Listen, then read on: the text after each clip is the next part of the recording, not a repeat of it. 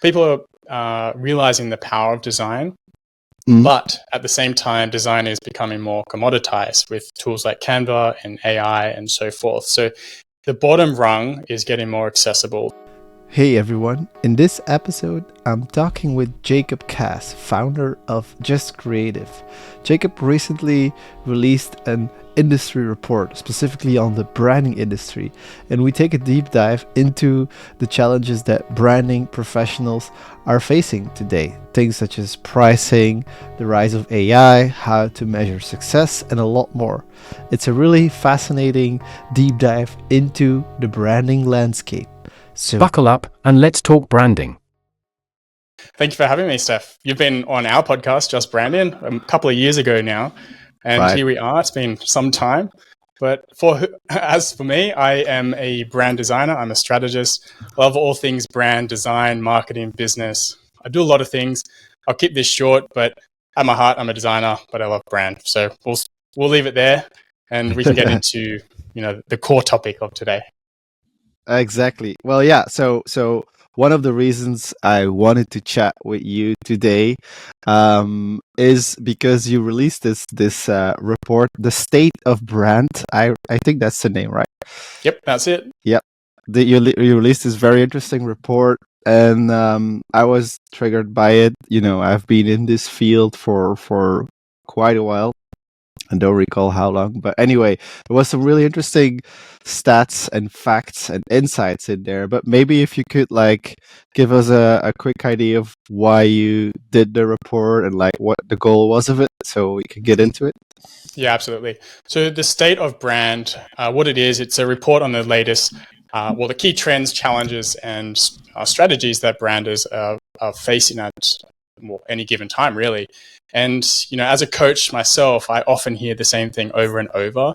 And the 5 key areas that we really focused on, or 6 actually, for this report was pricing strategies, the key challenges, client acquisition, like how to get clients, AI and the future of brand, the tools of the trade, and how we learn and develop. So these are the big areas that we focused on for this report. And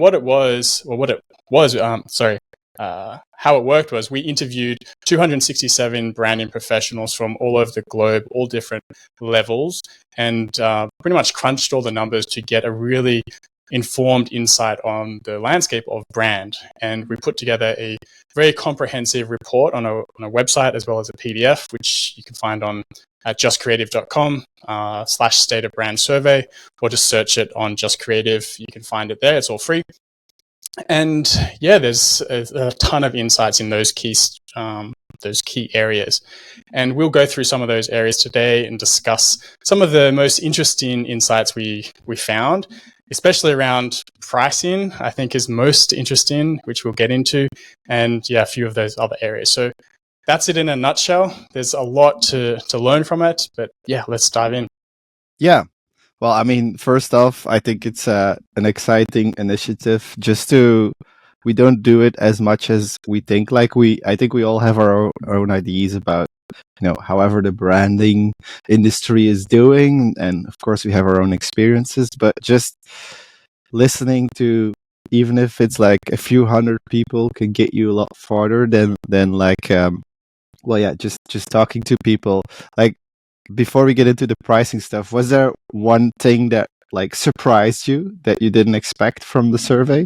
It's a global marketplace, and we all have different levels. And I've been in the game for about 17 years, so I'm probably on the more senior side of things. So it was, more of a confirmation for me.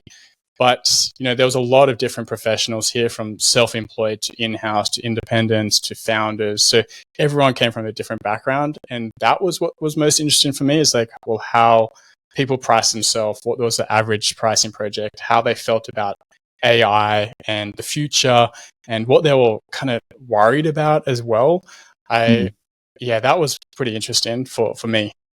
Yeah. Well, I mean, I felt similar. It's not like one thing stood out, so I totally get you in that sense. But there were some things and obviously pricing is one of those where it was clear that, I don't know the exact number yet, but a significant portion of the branders, let's call them that, price their projects based on time and effort.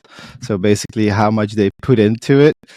And why do you think this, let's call it traditional pricing model is like still the prevailing model? And maybe what are some alternate approaches that you have played around with or know that exist in the industry?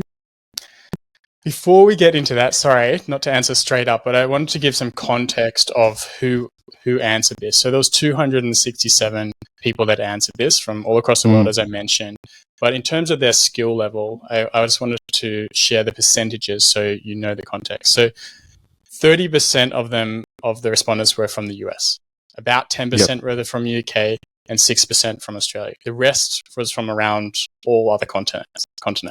There was 25 countries covered, and 56% of them were self-employed, 28% of them were founders, and 15% of them were in-house. So that's kind of like a snapshot of who they were. And in terms of experience, more than 50% of them had more than 10 years of experience. 26% have less than 5 years experience. So we do have run the gamut here, and the rest are in between. So you have to take these results with a grain of salt because it is a very wide gamut, which is great for these results. The industries that people worked in, it was also quite across the board. The highest was health and wellness at 13%, nonprofits and social at 12%, and tech at 11%. And the rest were all across the board. So super diverse mix of sectors. Now that we know that, we'll jump back to pricing. And you mentioned the fact that 80%, well, I'm going to share that 80% of branders, people that responded, price their projects based on time and effort, not value. So that's the challenge here is like, well, how can we shift the conversation to value-based pricing? And, why aren't more of us doing that? What are your thoughts? Turning the tables, right? It's not easy. I mean, I've been in that like transition myself from like purely hourly based to day based to like something in the middle where it's like project fixed fee, which is like still, let's say, my bread and butter for a lot of projects. And then moving over to value-based pricing. My personal approach is like, I don't really, we played around with it in the agency, and for some clients there was like a notion of it where we basically had an up margin based on like the size of the challenge, the size of the company, and that makes sense. If you're going for $100 million brand, you're not going to price logo design or branding services or strategy the same as you do for small startup or your mom and pop shop. So obviously there's that in there, but like the true philosophy of value-based pricing is very hard, I think, linked to branding services, as it's like a very upstream thing. It's not because you change your logo that sales are gonna go up. In fact, sometimes it's the opposite if you don't activate it properly. So that's the reason why I think it's the philosophy in the back of your mind is great, but like really having it as it's true to the philosophy of value-based pricing as a branding, I'm not sure how possible it is. I know some people obviously do it, but I don't know how you feel about it. Well, I can talk about the challenges, that's for sure. It is incredibly difficult, especially for beginners who are still trying to work out their craft and work on their skill set versus just trying to work with clients and then putting proposals together and trying to calculate value. It can be challenging and intimidating, especially for the beginners and even intermediates. I personally am not an expert at it by any means, and it can be challenging as well. I literally did just finish a proposal, a retainer kind of proposal that was more value-based. And I had this conversation with the client about like, well, usually I work on an hourly basis. And I use this metaphor that you may have heard of where it's like, well, it's kind of like a meme or a metaphor, I don't know, but it's like someone sent a bill and it's like they're trying to fix a ship. And the bill said $1,000 for knowing where to hit the ship, $1 for hitting the hammer. So it's the idea is that the experience knows can take you further, and it's not about the the the act of hitting the hammer. It's knowing where to hit, how to hit, and so forth. So the idea is that we have experience, we bring value to the table. It's not necessarily about the hours that we work on it, because that actually works backwards. If you have more experience, things will take shorter to do, or a short amount of time to do. And, you're shooting yourself in the foot. So we do have to work out other pricing methodologies. And that was what was most interesting about this State of Brand report, was that, the industry is 80% of people aren't working on a value-based method. So it's definitely something we need to do more of to increase the value of our work and, and get paid more as well. Yeah, exactly. I mean, like one of the things I love to think about is not just value based, as in like what value can you create, but actually also what I mentioned earlier about like risk.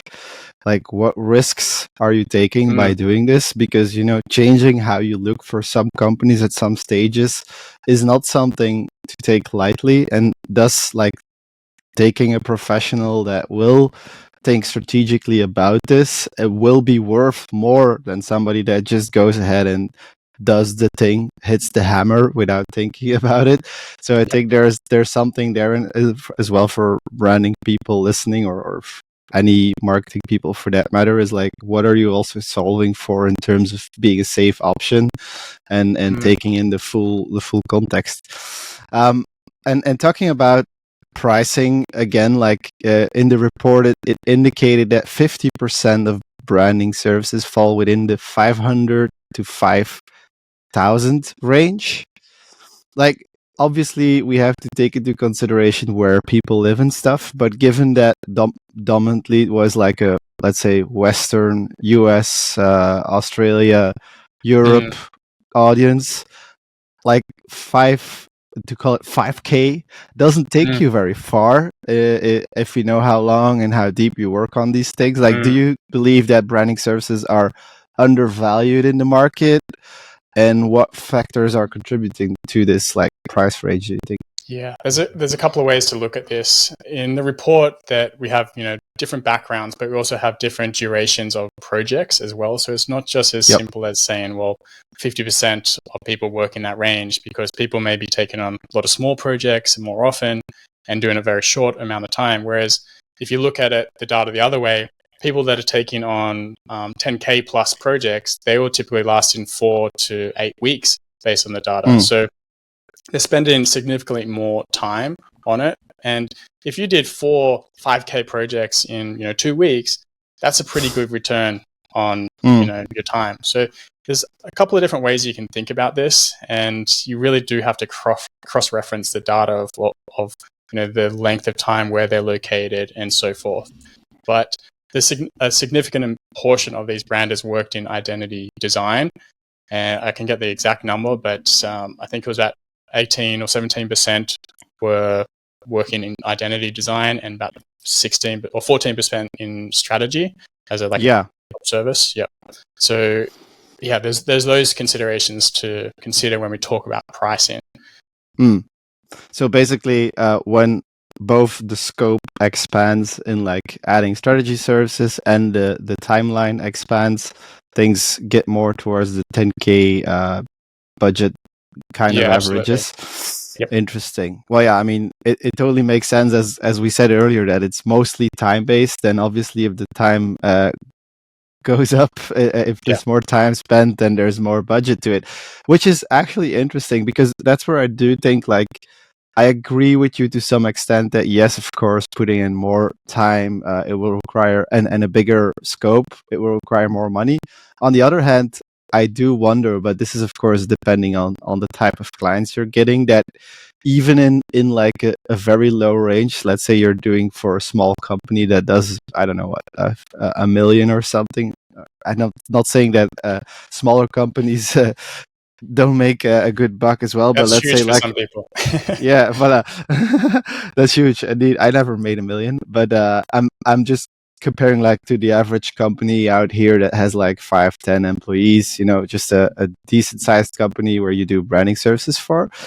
I do feel that even like let's say 5K or whatever, 2.5K, whatever sits in the middle of that, is like in terms of having, when you look at it as like having a good, like solid brand identity, hopefully even some kind of positioning, messaging, knowing who you are, knowing what you stand for, knowing how you look like, regardless of the time that's put in, do you think that's like, and I know this is a very it depends question, but do you think in that sense it might be undervalued?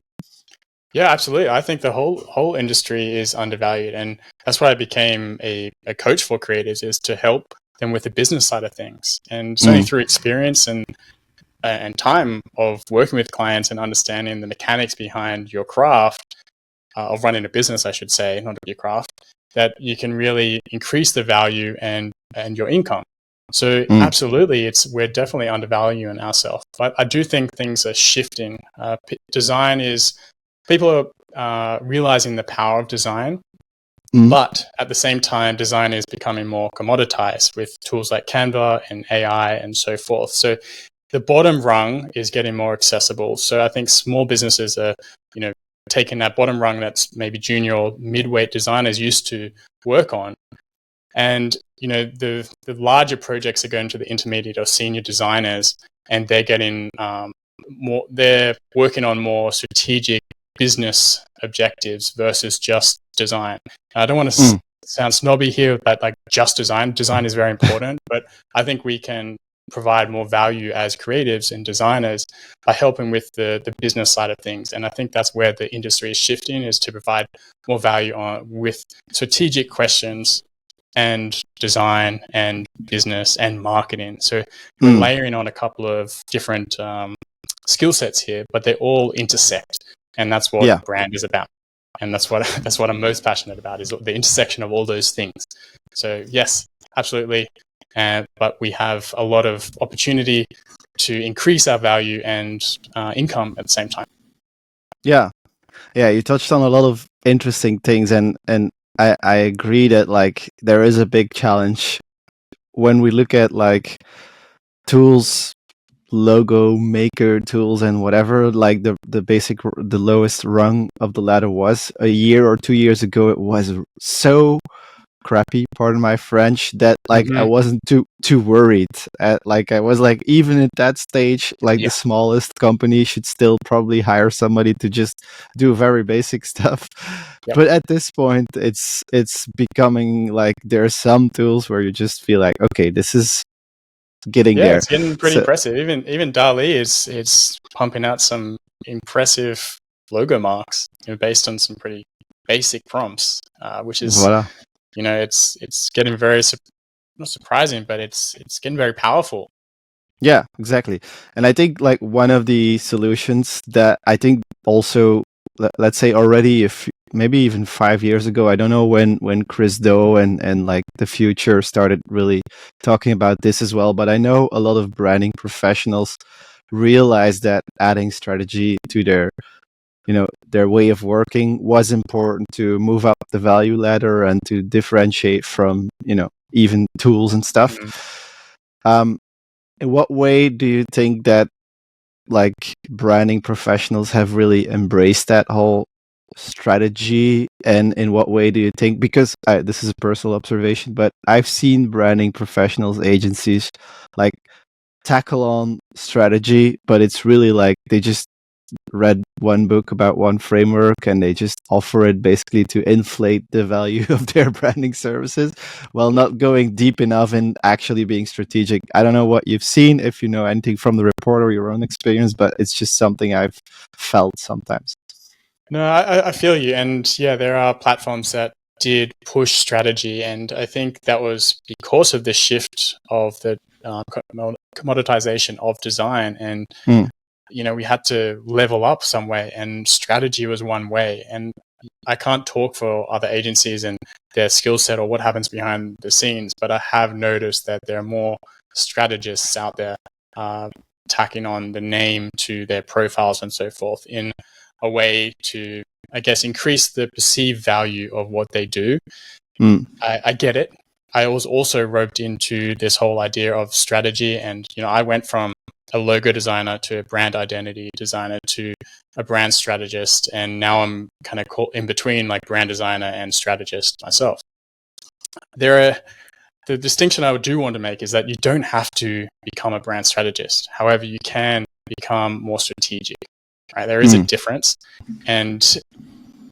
but that said, if you learn about brand strategy, you can take some of the principles from it and some of the exercises and the theories behind it and bring it to your work. But you don't necessarily have to be a full-blown brand strategist. I think you can be a designer, just a more strategic designer.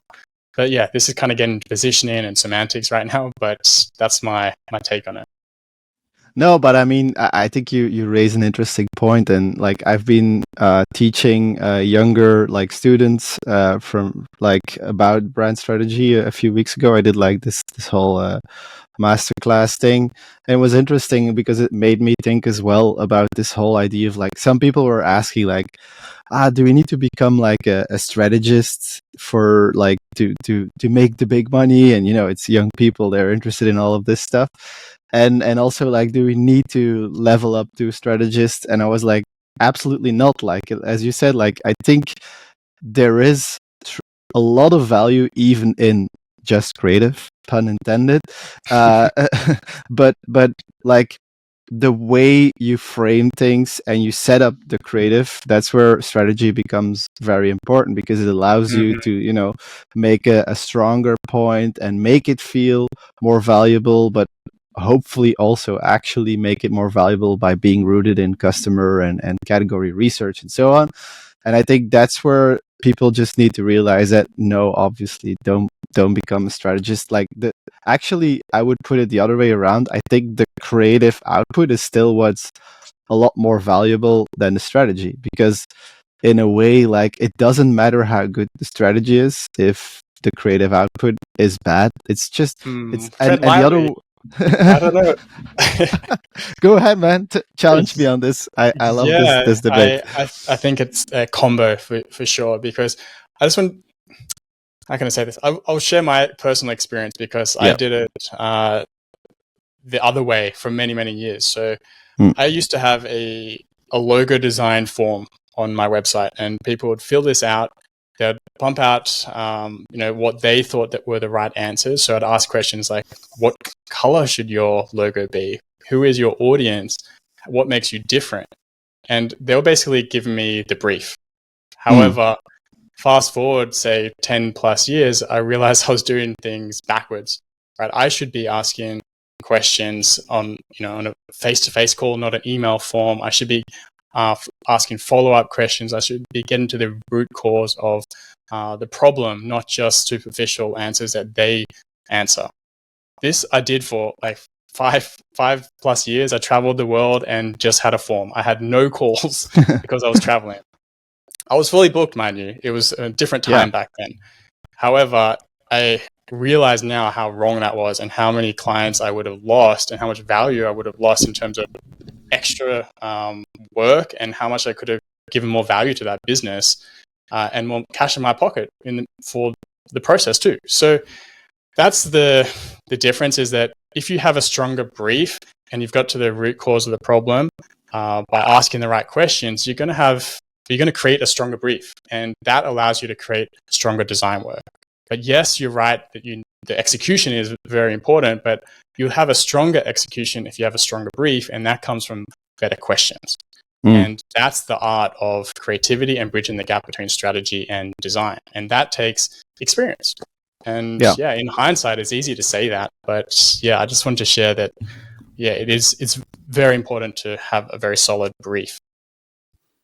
Totally, and not advocating for less strategy. It's like I've been teaching it and selling courses on it and stuff. But I'm aligned. I think it's just like at a certain point, maybe the pendulum swung a bit too far, in the sense that we got so hyped on this whole strategy train that we forgot that the way the deck is one thing, but the output is equally or maybe more important. Because I've seen personally myself, like, clients doing an amazing job with a very like crappy strategy or just no strategy, but just very good like IDs, tactical IDs, so it's possible. But I agree. I mean, why not do both? If you can do it both, it will be better for sure. Maybe let's shift toward a bit towards AI. We have to talk about it. We already touched on it, but I mean, there is no conversation anywhere, even at the family table, probably at this Yep. point, where people aren't talking about it. So maybe we don't need to get too deep into it because people are aware. But obviously, there was a big stat in here: 70% believes in the potential of making the work of branding professionals easier. Like, let's just talk about you. How are you currently using AI in your work? I've seen some stuff on LinkedIn. And what do you envision as the future role of AI in the field of branding? Okay. So let me lay this on the table. I'm super passionate and excited about AI. I'm all in for AI. It does make your life easier as long as you put the right inputs in. So if you put garbage in, you're going to get garbage out. And when people are ratting on AI, it's often because they don't fully understand it or they're not using it to its fullest potential. And I'm not even scratching the surface either. It's so powerful, the examples I've seen. But for me, what I've been using it, how I've been using it, I've been experimenting with obviously ChatGPT, but Adobe's Firefly integration, so generative AI in Photoshop and Illustrator and the web. They have a web version, Adobe Firefly, which is in version 2 now. All very, very powerful. DALL-E, which is inbuilt into ChatGPT 4 now, is very powerful. It is even better than Midjourney, which it was my number one before. Now it is even better than Midjourney, in my opinion. It's super powerful. I also created my own brand bot recently, a couple of days ago actually, which is a GPT for brand. Basically, it's an expert in branding, design, marketing strategies, logo design, brand identity design. It's been custom trained based on my instructions as well as my articles and ebooks and the parameters that I set into brand bot. This is also a free GPT that you can access from my site as well. So if you want to check that out, it's been pretty. I've been pretty astounded with the results. People have been sharing videos and screenshots of what they've been making with it. What they have been doing is getting solid design briefs and then asking it to create mood boards. So asking it, when I say it, I refer to DALL-E, which is inbuilt into ChatGPT, creating mood boards. And then from the image, actually asking it to write a summary of it in text format based on color codes, typography, patterns, textures. And what they can do with that outline is then pass it on to designers that are working, at the agency or in-house, and have a really solid brief with pretty detailed direction or creative direction. So the process of creating an identity for a brand or part of the identity has been streamlined just with one, tool such as BrandBot. So that was pretty interesting to see. And I love hearing different stories about how people are using it. I use ChatGPT every single day. I use it to summarize things, write social posts, to get ideas, to generate images. I just toy with it to see what is possible. And just improving my prompts is what I also spend a lot of time on. And a framework that I do find pretty powerful is to define who you are. This is the basics, but defining who you are. I am a branding professional. Defining who the GPT should be. Not who you are. Defining who you want. Let me start again. Defining what the GPT should act as. So a professional branding expert, for example, is going to give you different results. If you said act as a junior designer, it's going to output different results. Or to take this a little bit more extreme, explain branding as a 3-year-old to a 3-year-old, or explain branding as a marketing professor. You're going to get different results. So those user attributes are really, really important to input into the GPT. Another very important part is defining who you are. So in ChatGPT, there are some custom settings where you can upload information about you, some preferences that you want, some things to avoid, for example. So all these inputs make the AI or GPT better. So that's some tips I've used and how I use AI. I can go into more detail. What else have I used? I've used logo generators. They're not so good. DALL-E is getting better. I've experimented with video AI. So typing in a prompt and creating a whole video based on like one single prompt. So just to explain this further, I wrote, make me a video, YouTube explainer video of why the flamingo is my Branding Studios mascot. And what it did was stitch, a bunch of different videos together, stock videos. It wrote a script. It narrated the script and explained why the flamingo was my mascot, all within 10 seconds. And that was mind blowing. So AI's coming to video. Well, it's already here. So experimenting with that. Canva has even brought in their Magic AI. So that's something else to play with. And pretty much every startup on the internet is now calling themselves AI. So you're spoiled for choice, but it's really about integrating it into your workflow and letting it, making a tool that works for you and not the other way around. Yeah. So maybe to summarize, I think there are some areas where you said it's like becoming super valuable. One is in the strategy part where you're basically asking it to help you, get the right, well, maybe not data, but summarize it in a way and then bridge the gap towards like briefing designers. And then on the design end, it can help you generate imagery, maybe already some kind of graphics. And then also what you said, like, I think, which is a very important point is, and we'll get into that later, is in the content marketing aspect where you're basically asking it to help you generate content or scripts or whatever it is, or summarize long form content into short form content. There's, I think, a lot of things that are interesting. One thing I wanted to mention also, just from my own experience, like I've also been playing around with ChatGPT assistants, or the GPTs. I don't know what they call them, but anyway, like I think you're right in the sense that what's really interesting is, for example, for me, one thing I do a lot is competitive analysis. Is like you can, if you do this over and over again, you can really give it a set of parameters and way of working, and basically it does like a competitive analysis for you in a framework that you can create. You can either, promote that tool or just use it as like an internal assistant that gets you farther and quicker to the result you want where anybody else can. So I think in both ways it's going to be interesting to see how people are going to either like promote their own like assistants or use them as like hidden boosters. Just wanted to throw that out there.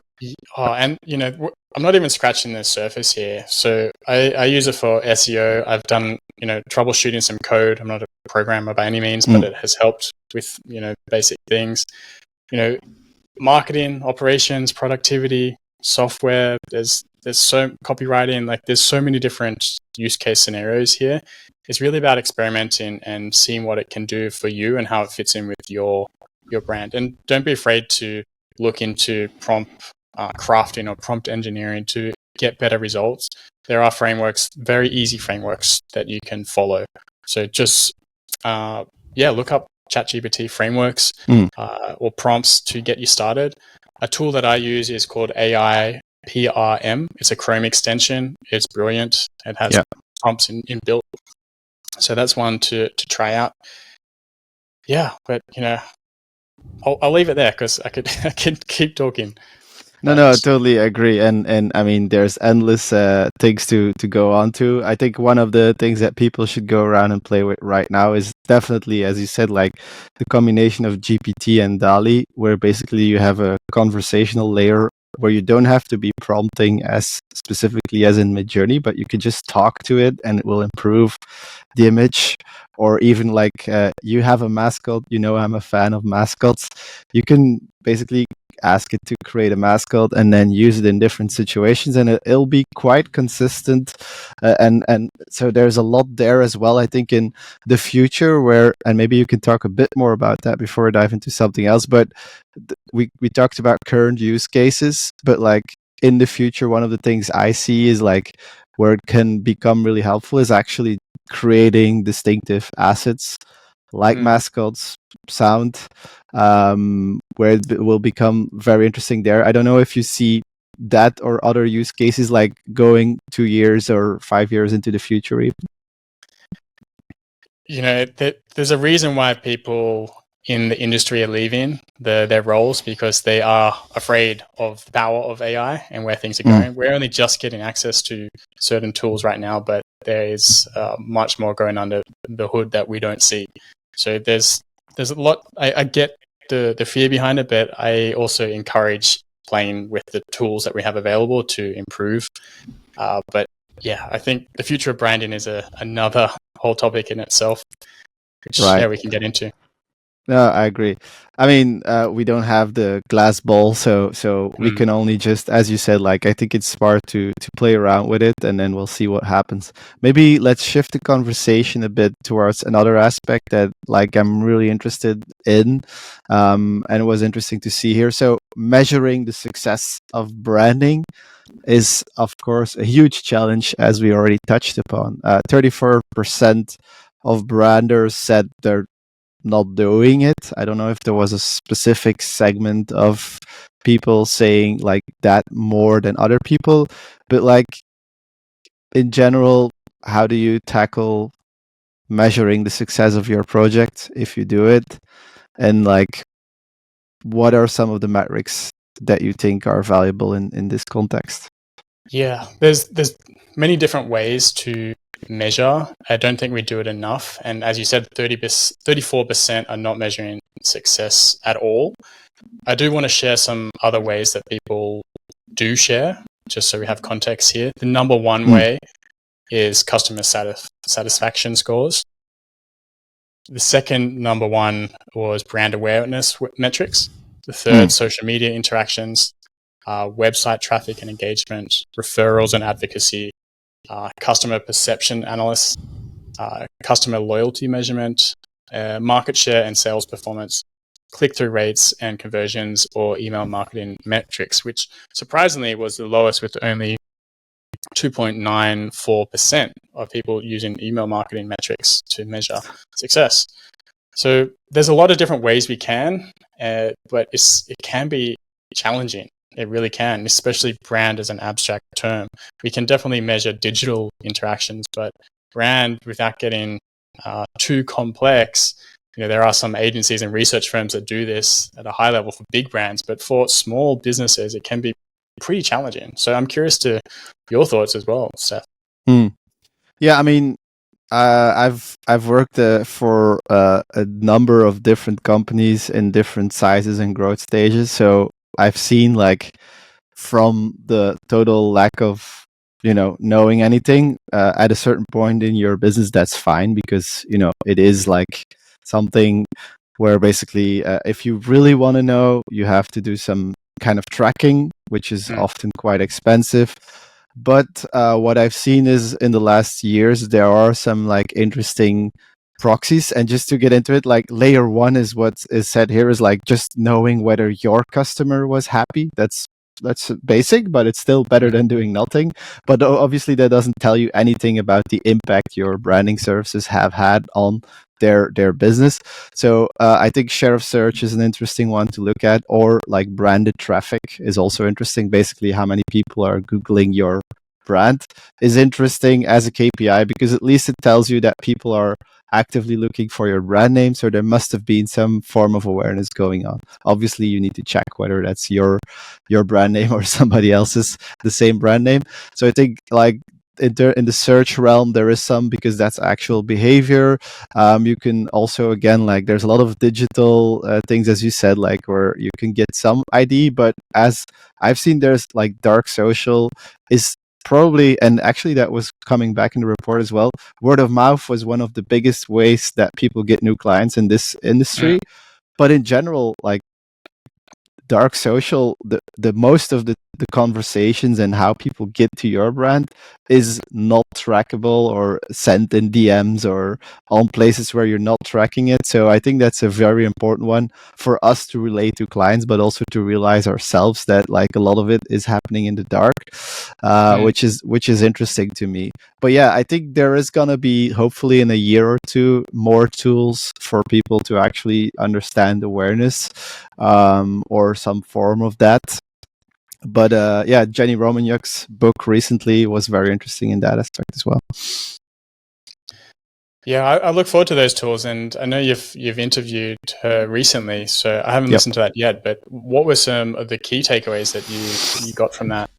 Well, I mean, she talks about brand tracking in the traditional way that we think big brands are doing, which is basically what you did with this report: is survey a representative sample and understanding how they are like aware of your brand linked to category entry points. It's the whole Ehrenberg Bass philosophy. But the thing that stood out for me mostly from the book is actually that it's not that hard to do it yourself. You can basically go to SurveyMonkey or any like tool or platform that has built-in audiences, and you can pay them for like a sample of 400 to 500 people, which is not that expensive if that's national. I think for Australia it needs more people, but for Belgium that's enough to be representative. And then just add that she basically has a template available for you to use, and basically you can start from that. So I think there are ways for small brands to start measuring it. Although probably you'll be disappointed in the sense that, yes, awareness will be very low. That's usually the key takeaway from these things. If you're small, your awareness is going to be small. So let's not get our hopes up as well. Yeah, that's interesting about surveys. Like if you're using SurveyMonkey, how are you measuring brand awareness if they're not your followers or they're not associated with your brand and like you're a small business? Well, that's the thing. First off, we don't have to get too technical, but basically, if your brand is available in a certain market, you can of course like describe a certain audience, and within that do some filtering, so you make sure that you're not talking to everyone that is not per se able to buy your brand. But once you have that specific audience that are just people in that market that could buy your stuff, knowing the percentage of that audience that is aware of you is actually what you need to know to like understand how much potential and how much need there is to grow still in terms of awareness, if your goal is to be the market leader for that audience in that region. Obviously that can be like you can find numbers that you're like you have 0.5 or 2% awareness, and then you know how big the challenge is, but at least you know something and you have a baseline to work from. And some companies never get beyond 2% awareness and are doing amazing. So again, like take this all with a grain of salt. Not the goal is not for everyone to reach 100% awareness, because according to the science that would mean that you also have 100% market share, which basically means you're Coca-Cola or something. Even Coca-Cola doesn't have 100% there. Not even close. So, well, maybe let's dive into something else, because I think, of course, the tracking is interesting, and it's good to see that people are looking into different ways to measure this. But I think one of the issues here is, of course, that branding is not per se the only thing that needs to happen for awareness to happen. You have a business yourself and you're doing a lot of marketing online, I don't know, offline as well, but maybe like just share with the audience as well, for you as a branding professionals, like how important has it been to build this online presence? I think you have quite a big business and in like promoting your services and other products. Like how important has that been versus the core of just like selling branding services and getting word of mouth based on that? So you're talking about building a brand or a personal brand in a way. Yep. Yeah, an online presence. So in this day and age, if you're not online, where are you? So there's definitely people that aren't online, and doing well, that's for sure. But the vast majority are seen online. It should be seen online through social media and other avenues. So if you think about it as, your social business card, if you will, your online business card, people research you before doing business with you. They want to establish how trustworthy you are. Can I trust this person? How much expertise do they have? How much value are they going to bring to my business? And they do this by judging your online presence. How much value are you giving? And can I trust them? That's basically what it comes down to. If you do this in the offline world, you do that through other means, right? You have your lunches, you build rapport, you build a relationship. And that's how you have to think about your online presence. You're building relationships with individuals, right? It's not an audience. You're literally building a one-on-one relationship with others multiple times, with many, many people. So that's how you have to think about it. That's what your online presence is about. It's building relationships. And you do that by providing value and content, showing your expertise, and showing that you're trustworthy. So 100% all in for building an online presence, unless you have really amazing offline skills and a vast network that you can tap into. Well, it doesn't even have to be vast. It just has to be the right network based on how you're positioned, what you're selling, and so forth. So it's a depends answer. But if I had to choose one, I would definitely say, online presence is a strong way to go. Yeah. And I think that's like a really interesting one, because a lot of people I know in the branding industry basically rely on, having a good portfolio and then just going from one referral to the next, which is also something that came back from the report. And I think what's interesting with you is seeing that you've not only built this, let's say, service company where you're doing some like super interesting branding work for, like, I think one of your logos was for the city of San Francisco, but you've worked with a lot of international clients, which I think you're already at that level that, you can really price premium and you have a very nice portfolio, but you're also building a business around, having products and other stuff. Like, maybe walk us through that in like why you think that maybe is important and potentially a route for people in the branding industry to think about. Yep, absolutely. So I'll give you a little background knowledge so this makes sense, because all I said at the start was that I'm into design, branding, and marketing. So to give you more context, Just Creative is my brand, design, and strategic agency based in Sydney, Australia. But at the same time, it's also a platform for designers and creatives. And there's a community on there. I have a podcast, there's resources, there's a bunch of resources on there pretty much to help empower creatives and designers and entrepreneurs in general. And there's my portfolio as well. There is I mentioned a community, so I run a community of creatives. So it's this hub, right? I sell products as well. The blog is a big affiliate revenue driver as well. So we have hundreds of thousands of visitors a month coming to our site. A big affiliate driven model there. We recommend products and we get a cut if you're unfamiliar with affiliate marketing. So for the context, this is my home, right? It's my online business card. And it's not just my brand and services. It's literally all those things, a podcast, community, resources, everything. And that's my brand. So I have my hands in different pies, and that all, there's different revenue streams. There's different ways I can provide value. I call myself a bit of a creative drifter because I do go in between probably too many things for my own good, but I'm a very curious person. I love exploring. I love trying new things, and I'm always dabbling in the latest tech. So it's about doing what you want, and I call that creative freedom. And that's really my dream, is to be free to do what I want in terms of creativity and travel and work and everything. So taking a step back, what this online presence does, it enables me to do the things that I love doing. So it's basically business, it's a platform, it's all those good things. So rather than just thinking about it as online presence, think about it as like a creative freedom enabler, if you will. And that's how I see it. And that's really a big part of my brand. It's about curiosity, freedom, empowerment, and that kind of trickles down to all those things I mentioned. So that's how I see it.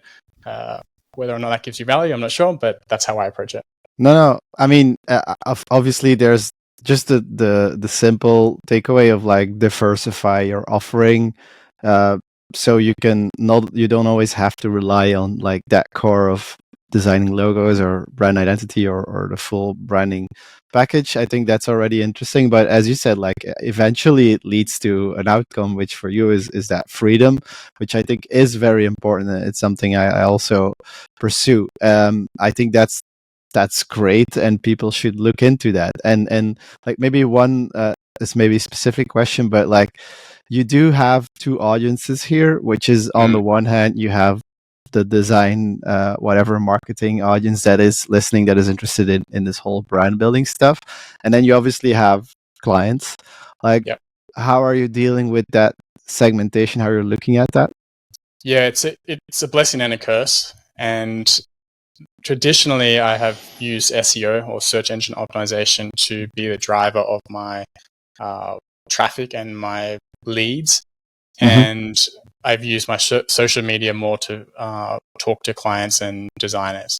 Things are changing in the landscape, in the SEO landscape right now. It's getting very challenging and competitive, and those methods are becoming increasingly more difficult to get more traffic to my site. So basically what I'm saying is that traffic is declining right now, and it's getting more competitive. So things are changing, but yeah, ultimately I serve those two different audiences in different ways. One is through search and the other is through social media, but increasingly they're getting more intermingled, and it's not necessarily a good thing. It does half the work, but it also means I have less focus. So it's, like I said, blessing and a curse, and I'm very aware of that.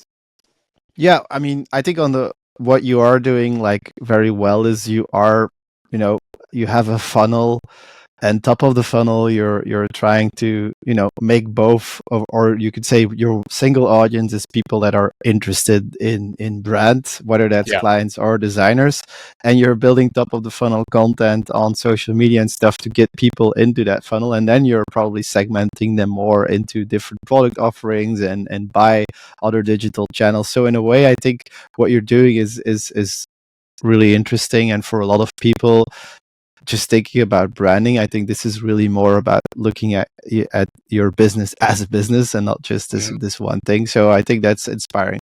Maybe to wrap it up, final question, like let's say we're doing the state of brand in 2030. What has changed for you positively that you think, like, where are we as a branding industry? Like maybe just an idea that you would love to share here. Well, let's go to the report actually and see what others said about the future of brand and how they feel about it, because we did have a section on the future of brand, and yeah, let's talk about it. So some quotes I'll pull out. Let's say someone said, "It feels like it gets more competitive year on year. AI is an obvious threat, including the creative sector. Embrace the tools or get left behind." Another person said, "I have mixed feelings. Yes, AI can help me facilitate my work, but it won't fully substitute my work tools. On the other hand, there are people that are automating their work and lessening the value of people like me." So people are, feel great about it, but also a little bit fearful of it. But it's all new, right? Yeah. And let me just scroll a little bit further. Just bear with me. No worries. All right. So what do you consider important for the future of branding? This was a question we had in it. And surprisingly, well, the top two were authenticity and personalization, and then purpose-driven branding, about 18, 14, and 13% respectively. So this was interesting. So authenticity, if we break that down, it's like, well, why is this the most important thing moving forward? And I think it's because of, so many things of recent, sustainability and greenwashing, and, the facade of brands saying one thing and, you look behind closed doors and they're totally different, and showing up in a fake way, people can see through that these days. So I think, when I break it down, maybe it's not too surprising that people want that authenticity in a brand, or at least in people. Yeah. And it's increasingly more challenging to see that, especially with AI and generated images and deep fakes and ChatGPT, and you don't know who's writing what and what true expertise is. So it's getting increasingly more rare to understand what's true or what is authentic. So that's I think, going to be a big trend as we move forward, and like understanding what truly is authentic, what is, real even. Those lines are increasingly getting more blurred. The second one, personalization, I think is really key. It's not just, how I see personalization, just to give context here, is, the experience of an experience or of a product. So how can an experience be personalized to each individual? In a digital context, Amazon does a great job of this based on your tracking and purchase history and so forth. Or another example is, Nike, you can customize your shoes and personalize it. Or tools like Spotify, they do a summary of your listening habits, and you can share that, and they drive user growth that way, and people do their promoting. So there's this like constant loop, and it works for everyone. It's it's a personalized experience. So I think that is definitely going to be a key for the future, authenticity and personalization. I think our respondents who tick this were pretty on the money, in my opinion. Yeah. The third one, the last one. No. The purpose-driven branding. So this has gotten a bad rap of years because everything has gone, everything's purpose, and people have misunderstood what it is and how to integrate into a brand, and often like had to have these big worldly purpose-driven problems. And I know that's a whole other conversation, but I like to bash purpose, Jacob. Yes, I know. However, I do think there is some validity, if that's a word, in it, because the reason why we do something can help align people internally and externally, and working towards something bigger than selling a product or a bigger idea or solving a bigger problem, I think is important as we move forward as a culture, as a as a planet, really, as together. So yeah, I'll leave it at those top three.